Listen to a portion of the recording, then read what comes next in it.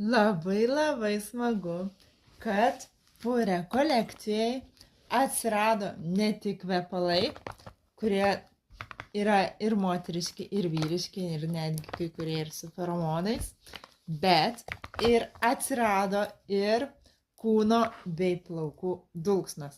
Tad aš užsisakiau šitas naujienas visas 3, tai 22 numeris, 66 ir 77.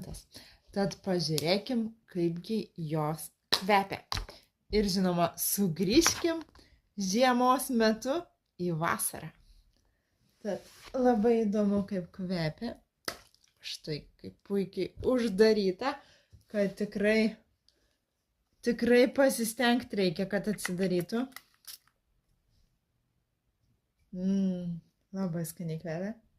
Taip saldžiai, gaiviai, taip nuneša tikrai į vasaros atsiminimus. Ir toks saldus, gaivus. Vaisių, sakyčiau, uogų aromatas toksai. Tikrai labai skaniai kvepia. Ir labai smagu, kad galima naudoti ne tik kūnui, bet ir plaukams. Tad pažiūrėkim kitą aromatą. Dabar žiūrėjau 22, dabar pažiūrėkim 66. Labai tokie įdomus numeriai. Čia reikia pasistengti, kad tikrai atsidarytų. Dabar papurkščiu ant kitos rankos, jeigu man pavyks su šitą savo ranką, kurioje jėgos nelabai dar yra.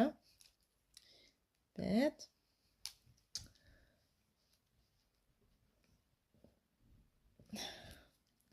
gerai, man nepavyks. Tada purškiam ant šitos rankos su šita.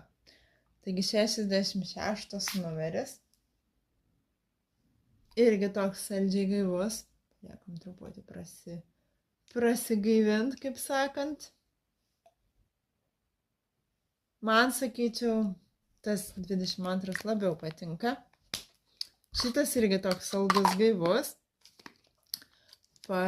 Yra pas mane įdėta, man atrodo, postas apie juos, jeigu aš neklystu. Tikrai toks vasaros aromatas tikrai. Sakyčiau, čia labiau jaučiasi uogos. Ir pabandykim dar vieną. Tai 77.